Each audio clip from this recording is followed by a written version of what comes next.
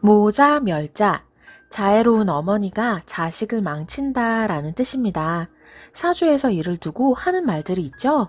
자식을 죽이고 어머니가 일어나는 사주, 혹은 자식을 잡아먹는 사주라고도 표현을 합니다. 무섭죠? 실제로 이런 사주가 있는지, 내가 혹은 나의 부모가 이런 사주를 가졌다면 우리는 어떻게 해야 하는 건지 하나씩 이야기해 보도록 할게요. 실제로 사주 상담을 하다 보면 이런 이야기를 굉장히 많이 듣게 됩니다. 내가 자식을 잡아먹는 사주라고 하는데 진짜 그런가요? 나는 잘하는 것 같은데 이유도 이야기 안 해주고 대뜸 자식을 잡아먹는다고 하니 어이가 없죠. 저도 이런 표현은 어이가 없다고 생각을 합니다만 사주를 보면 몇 가지 그만의 특징이 있답니다. 우리는 각자 다른 음양오행을 가지고 태어났습니다. 목, 화, 토, 금, 수가 음양으로 나누어져서 이 중 하나의 기운으로 태어나는 거예요. 예를 들어보면 저는 무토라는 산과도 같은 토의 기운을 가지고 있다고 몇 번 말씀드렸어요.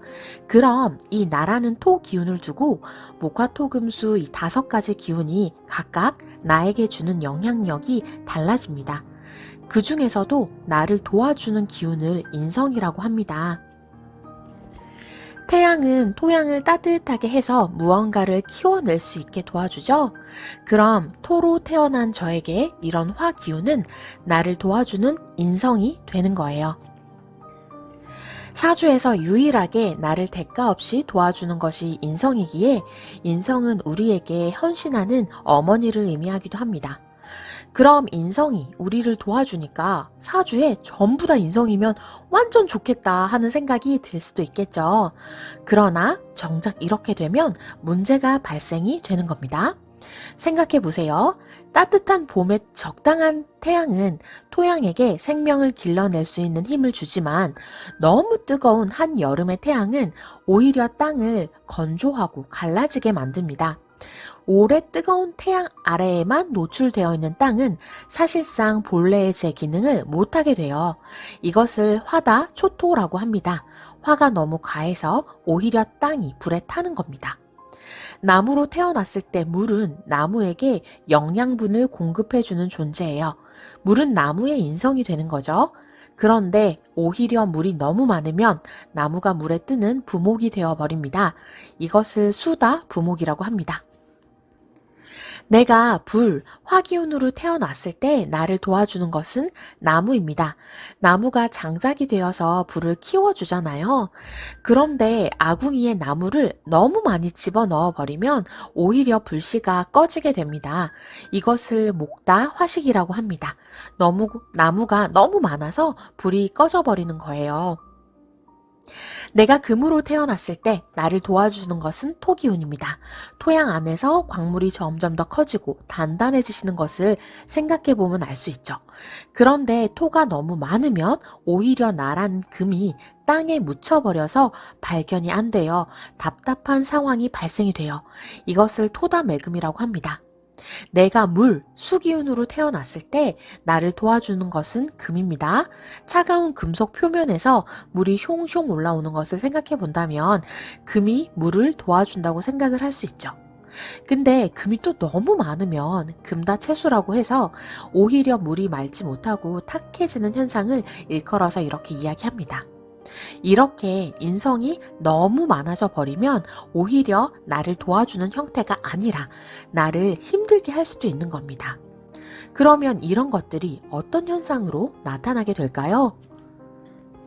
사주 명식에 따라서 사람마다 생겨나는 기질적인 특징이 다르지만 크게 몇 가지로 나뉘어집니다. 인성은 나를 돕는 기운, 생하는 기운이니 사랑받고자 하는 본능이고 인정받고자 하는 욕구란 말이에요. 이런 것이 강해지면서 관성이라고 하는 따라야 하는 관습, 규칙과 연결이 된다면 인정받고자 하는 나의 욕구가 나의 팀, 나의 가족을 내가 지켜야 한다는 책임감으로 이어지게 되는 경우가 많습니다. 나보다는 나의 팀이 먼저고 내가 지켜야 될 사람들이 먼저가 되는 거예요.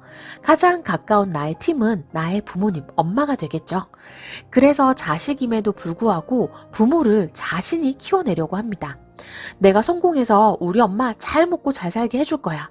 내가 성공해서 우리 집을 일으킬 거야. 얼마나 대견하고 멋진 아이예요. 그런 걸 누가 알려주는 게 아니라 스스로 그렇게 생각을 하는 겁니다. 그만큼 엄마의 언행이 주는 영향력이 이분들에게는 강한 거예요. 그런데 이런 마음은 정말 기특하고 사랑스럽지만 자칫 잘못된 훈육이 여기에 플러스가 되면 본인의 삶을 사는 게 아니라 희생하는 삶을 만들어낼 수 있게 돼요. 아이의 사주가 이런데 엄마의 사주도 좀 통제하려고 하는 성향이라면 이런 게 더 문제가 됩니다. 내가 하고 싶은 것이 아니라 엄마가 원하는 것, 엄마가 원하는 배우자, 엄마가 원하는 직업, 그렇게 결정하다 보면 결국엔 이게 내가 무엇을 위해서 이렇게 사는 건지 허무해지는 순간이 올 수밖에 없습니다.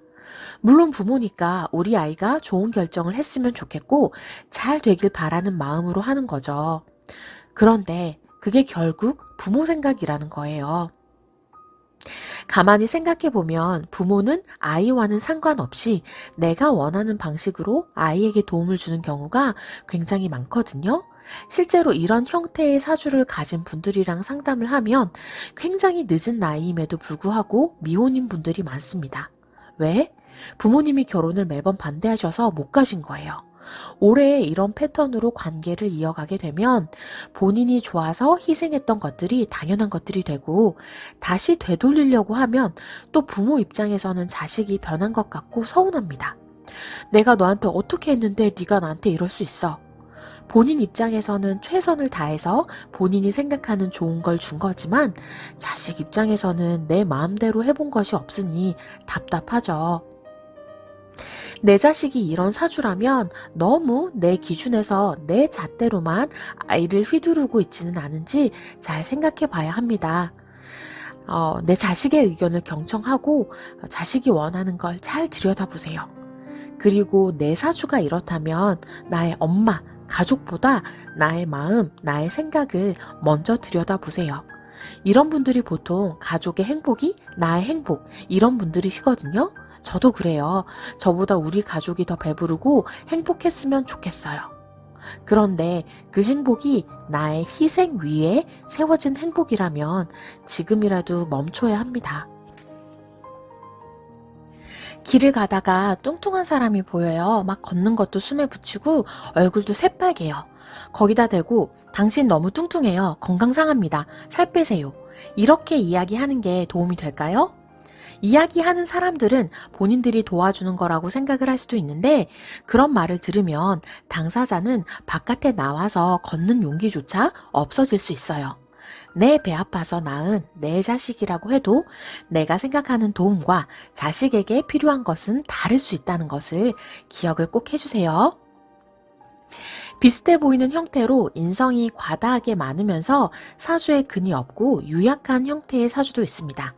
여기에 빈쌀이라던가 귀문관살가도 같은 감정을 유약하게 만드는 기운이 중첩이 돼 있으면 이런 성향은 더 두드러지게 나타날 수 있습니다.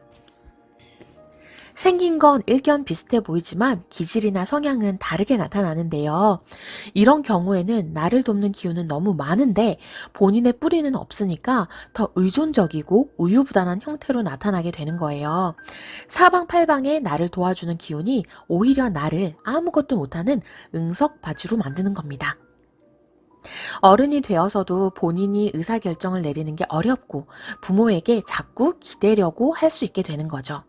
이런 경우에는 어릴 때 도와준다는 생각으로 부모가 대신 결정해 주거나 해야 할 일들을 대신 해주는 것이 독약이 됩니다. 작은 결정이라도 스스로 할 수 있도록 해주고 시간이 걸리더라도 본인 스스로가 성취하는 기쁨을 알아야 합니다. 본래 부모 마음은 돈 많이 벌어서 우리 자식들 편하게 살 수 있도록 유산도 많이 물려주고 싶어요. 그런데 아무리 많이 물려주어도 지키는 힘이 없으면 오히려 그런 유산도 독이 될 수 있는 겁니다. 그걸 믿고 더 아무것도 못하게 만들고 결핍이 없으니 원하는 것도 없는 그런 형태의 삶을 살 수 있게 되는 거예요. 그러니 정신적인, 육체적인 건강한 거리는 어느 정도 유지하시는 것이 필요할 수 있습니다. 이렇게 인성이 과하게 많은 사주 외에도 여러 다른 모양의 형태로 관계에서 중심을 잘 잡으셔야 하는 사주들이 많습니다. 월지의 충을 가지고 있거나 인성이 종한 자리가 절이나 묘 혹은 양에 해당한다거나 등등등이 있는데 이건 또 다음 기회에 이야기 한번 해보도록 할게요. 부모가 된다는 거 참 쉬운 게 아니죠? 누구에게 부모가 되는 교육을 받은 것도 아니고 이게 잘하는 건지 아닌지 당연히 정답이 없으니 헷갈릴 수밖에 없어요. 역지사지, 상대방의 입장에서 생각해 보는 것이 저는 부모 자식 간에 가장 필요한 게 아닐까 생각이 됩니다. 그리고 자식으로도 기억해 주셨으면 하는 건 부모도 약한 어른이고 불안정한 존재라는 거예요. 부모가 된다는 건 그것만으로도 정말 힘들고 버거운 일입니다. 회사 생활 해보니 혼자 먹고 사는 것만으로도 얼마나 힘드나요? 그런 어려운 세상에서 어찌 되었건 나를 업고 안고 여기까지 달려온 분들이거든요. 그러니 우리 조금만 더 서로를 이해하고 노력해 보았으면 좋겠습니다. 오늘도 들어주셔서 고맙습니다.